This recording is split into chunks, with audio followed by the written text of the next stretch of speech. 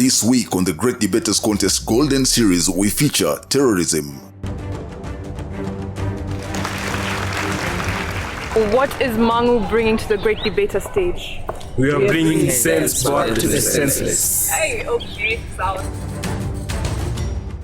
Welcome to the home of debating giants, the Great Debaters Contest. We have pitched camp in Kiambu region to bring you the very best of what they have to offer. I am your host, Mariam Bishar. And I am Austin Yumbok. The motion today is closure of refugee camps will not ease terrorism in Kenya. We have Alliance High versus Mangu High.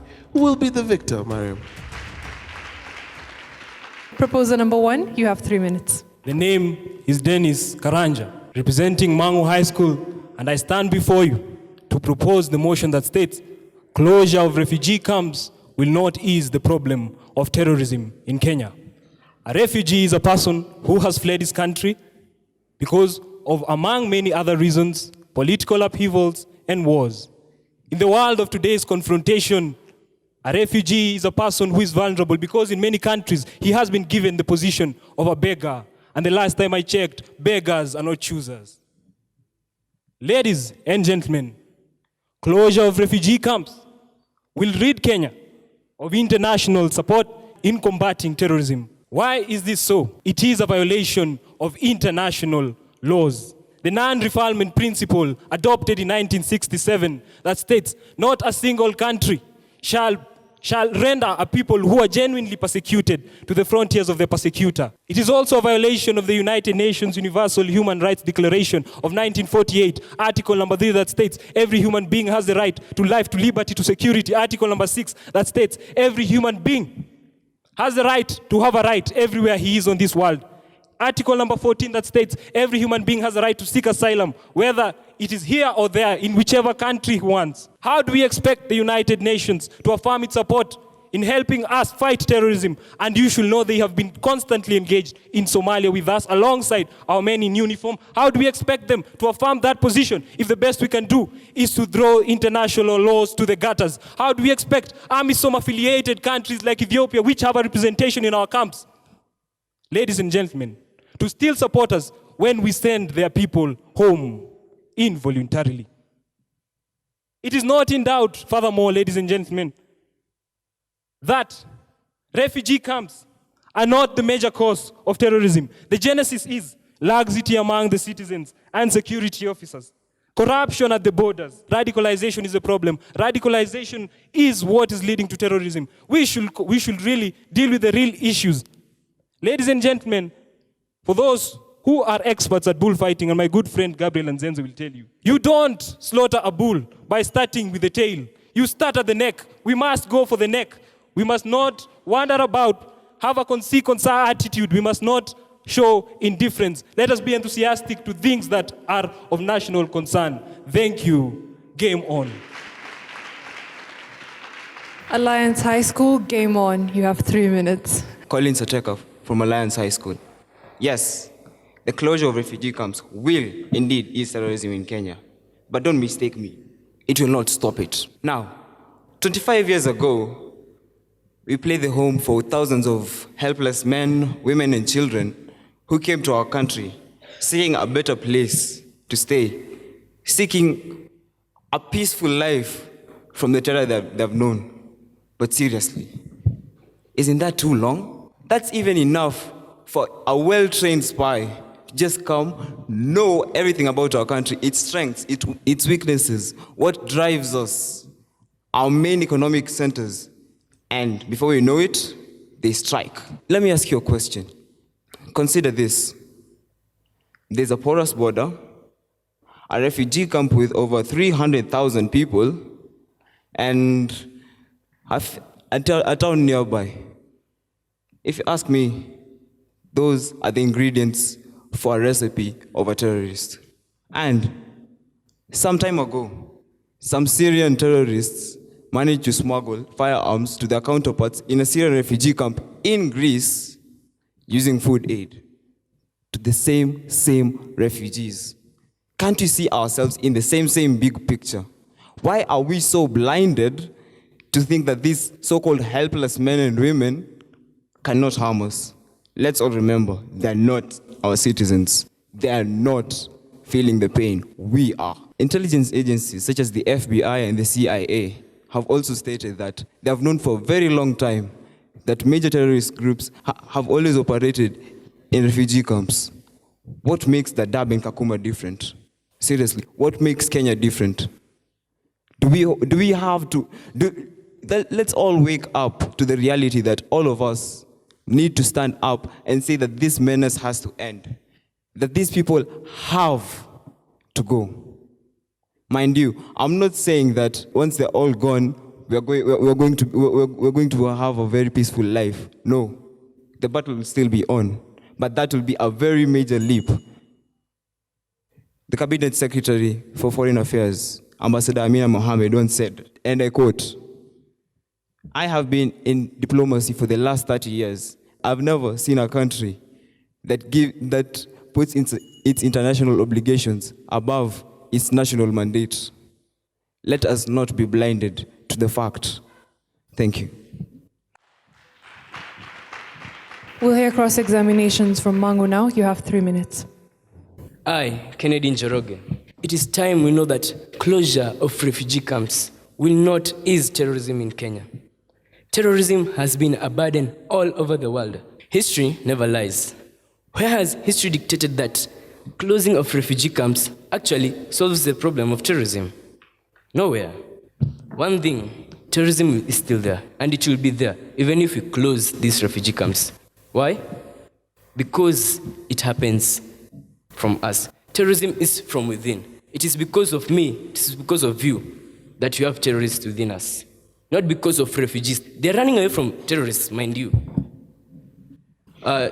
Sometime back in Isili, a guy bombed a bus, killing innocent Kenyans, fellow Kenyans, mark you. The guy came from Western Kenya. No offense for anyone from Western Kenya. Another incident, last year, we witnessed the massacre of 146 of our fellow Kenyans, Kenyans by blood. Where? Garissa University. Killed by who? Kenyans. One of them was actually a scholar, a lawyer. He was in law school. What does this tell us? That this problem of terrorism in Kenya, not in Syria, in Kenya, comes from within. We need to mind ourselves. Something else is that refugees, yes, the UN has been trying this. It started last year, repatriating refugees back to Somalia.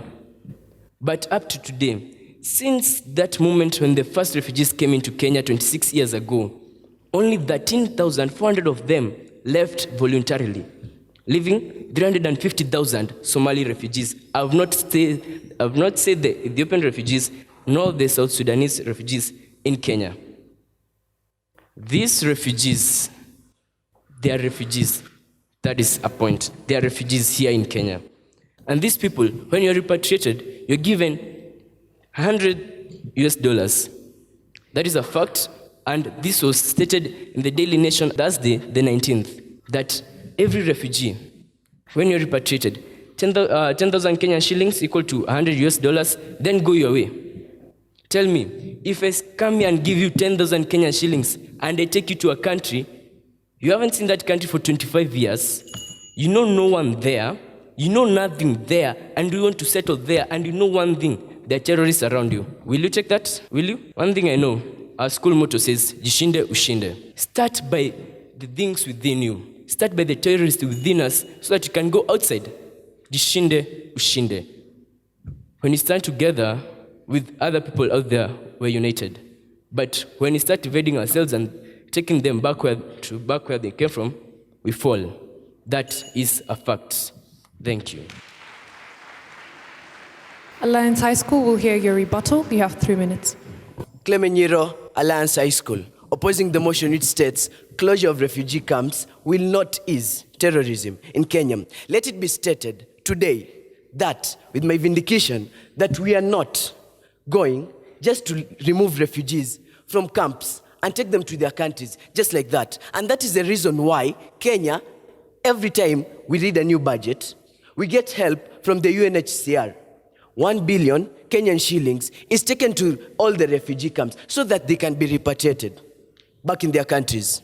We are not taking refugees back to Somalia or back to where they came from, just like that, dropping them on a road and telling them, live your lives. No. What we are doing is trying to resettle them. A story is once told of a man. This man went and saw a family living by one cow. When he was leaving, he told his workers, go throw that cow away. When the workers did it, after they came back 5 years, the family was prospering. And they asked, how come? They said, after that cow, somebody threw it away. We learned how to live by other means. And that's how we got better than we are. We are not here having refugees who are staying. Photos in all the newsrooms show that the Dadaab refugee camp, in fact, there are some permanent houses. People are not living. They are here to stay. They are staying under Kenya's wing. We have to let people grow on their own so that they can become better. And we are not saying that these refugees, all of them are bad. No, we are just saying that people are acting as refugees so that they can perpetrate in attacks on Kenyan soils. Examples, Westgate, when 67 people died, 4 communication links were linked back to the Dadaab refugee camp. Garissa, as my friend once has just said, that morning a chopper left the Dadaab camp and it was sighted carrying the perpetrators of the attack. And we are not even saying that closure of these camps will completely stop terrorism. We are just saying we are going to ease because it's a major factor. It is killing us. This topic takes me back home. I have an uncle of mine. He's now at home, 36 years, lost a foot. You know why? He used to work in Mandera police station. So when they were going back, after he had come from leave, when they were going, they were attacked. And the car was bombed. Luckily, he was a survivor. I thank God for that. But he came out without a leg. Seriously, people acting as refugees so that they can have our sympathy and love. Please, when you want to kill a cow, start with the neck. The neck are those liars, those people who hide as refugees. Thank you.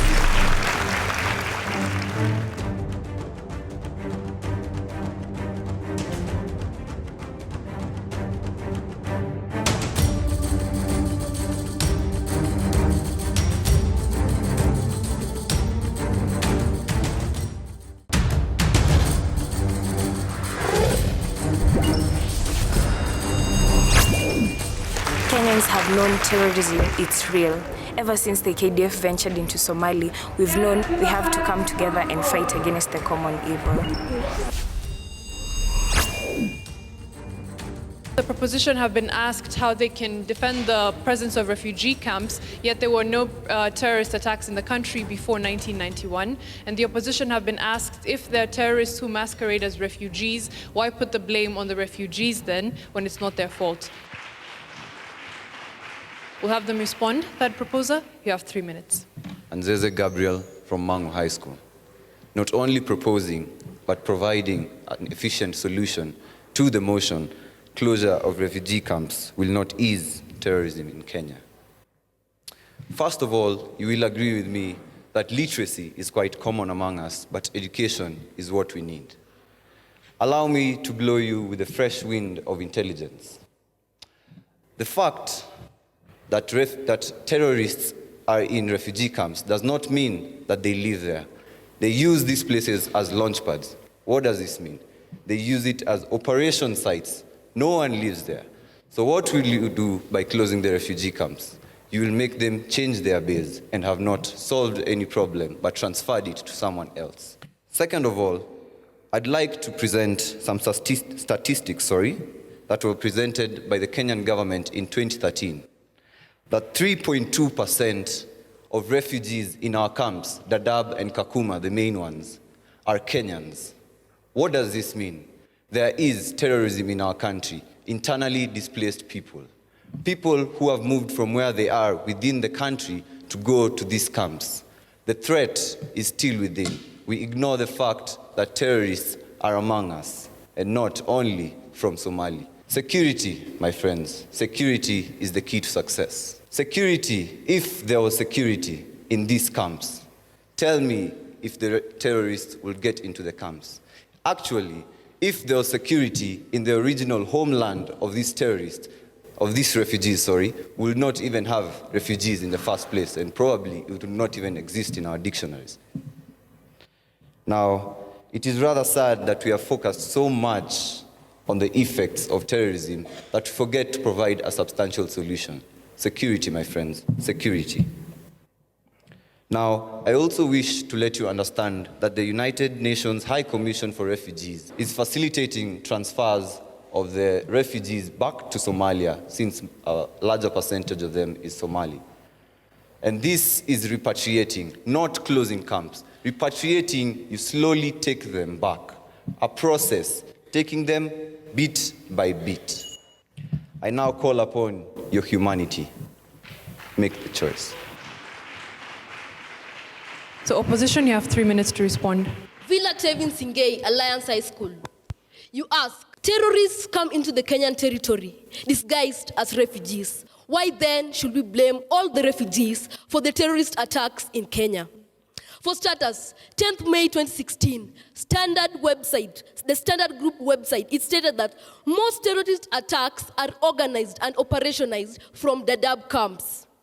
And most of which the terrorist attacks are conducted by the refugees in the camps. Major General Kaiseri himself described Dadaab camp as breeding ground for refugee terrorists. These people, for starters, they've been living in Kenya for more than 25 years, approximately 25 years. This means that they might have been spying on the Kenyan borders. They give information back to Somalia because there have been links from Kenyan Dadaab camps back to Somalia. This means that the Al-Shabaab who are based in Somalia, they might be getting the information from the Dadaab camps, the refugees of whom have been staying in Kenya for 25 years, know much about Kenya, so they can cover their tracks and get scot-free, because even in the Westgate Mall attack, how many of them were found? 0. This is because these people have known so much about Kenyans that they can easily cover their tracks and cannot be identified. Yes, this is a matter of national essence with profound results, negative effects. It is time that we stand up as a country, united together. Harambe, we should pull our resources together that we may fight and for the matters of national security and welfare. You say 2% of refugees in the Dadaab camps are Kenyans. And you also say that this will not stop terrorist attacks because the problem is still within. That's why when we were starting, we said that repatriating these refugees back to their country will not stop. We said clearly, this will not stop. This is just a measure to ease terrorism in Kenya. Article 14 states, you have your rights for as much as it does not interfere with any other person's rights. Now, tell me, you're a victim, you're a refugee. I invite you to come and stay over so that you may have the effects reduced. You can come over till the problem that you are facing from your country have reduced. Then you provide the Al-Shabaab back in your nation with the information to come and attack us. Is this that's good? Is good paid with bad? Are these the repercussions of good doing? Surely, all is said and done. Is it finished yet?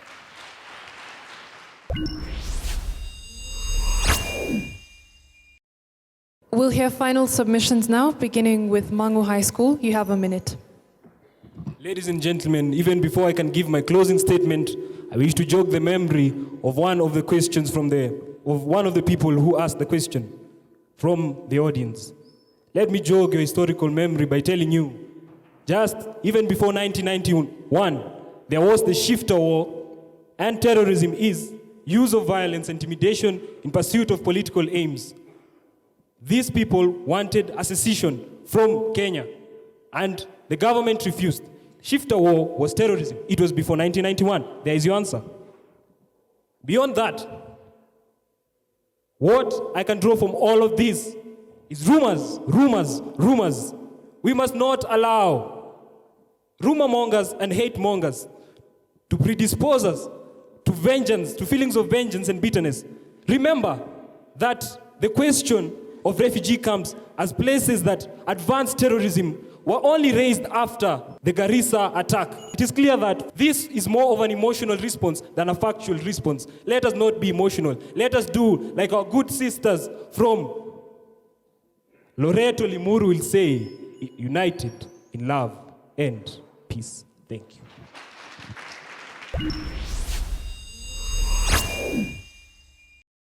Alliance, you have a minute for your final submission. Providing security, they say, to refugee camps. It is not even secure for our own military to go to that place because that place harbors one of the worst people.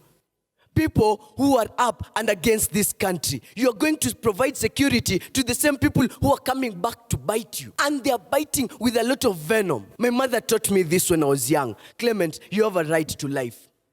And when I grew older, I learned you have a right to be patriotic. Kenya is full of love, I agree.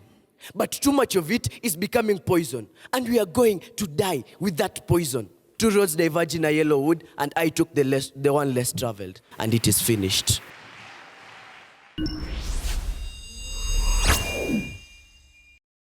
Mangu. Dennis, we see a very passionate speaker who is not just saying something because for the sake of saying it, but because you are convinced in what you are talking about. But you introduced an interesting twist towards the end, and that is you redefine terrorism. And you say terrorism, you looked at maybe the shifter war, and you call that terrorism. And I said then you have a totally different definition of the word terrorism, a broad definition actually. And I thought still you're safe if you take that angle, but toward the beginning of your presentation, possibly you could have defined for us terrorism and say for our group, we're not looking at terrorism in this light, we are looking at it from this broader perspective. And after doing that, then you can, after setting possibly the ground, then you can now continue building your case. But I thought that it came possibly too late in a way that you could not justify or build a case out of it.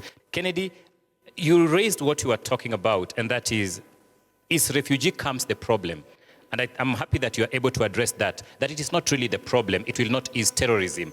Very interesting arguments, but again, you need to corroborate your argument. You need to validate. Source citation is very important so that we know where you are. Gabriel, an interesting speaker, and I love your voice, I love your composure, I love the way you started, and you made me feel like I'm proud to be an elite in the way in which you reason out issues. Alliance, you're saying closing will ease, and you point us towards why it will do that. One of the things that your team has is, in addition to mastery of, you have looked at documents and you're making reference to them, is the fact that you are able to draw us to examples that make us think. When you talk about Westgate, it's like a light bulb, and everybody, is drawn to that. And secondly, when Clement comes on and, uses an emotional appeal, talks about his uncle and the fact that, now he is incapacitated as a result of that. And that, for me, is actually what makes your team, stand out for me. That other than just having an abstract motion that you're just debating for the sake of debate, that you're able to make your audience follow through, and they're able to connect with what you're saying. Mangu High School, you're awarded 68%. Please give them a round of applause. Alliance High School, you were awarded 71%. You're our winners for the debate. Congratulations to both teams for such a wonderful, educative, entertaining debate. And of course, bravo to the gentlemen of Alliance for taking the day. Thank you at home for watching, and be sure to follow us on social media. On Twitter, we are at Great Debaters EA. It's been a pleasure being with you. I'm Mariam Bishar. And I am Austin Nyumbo. Catch you next time.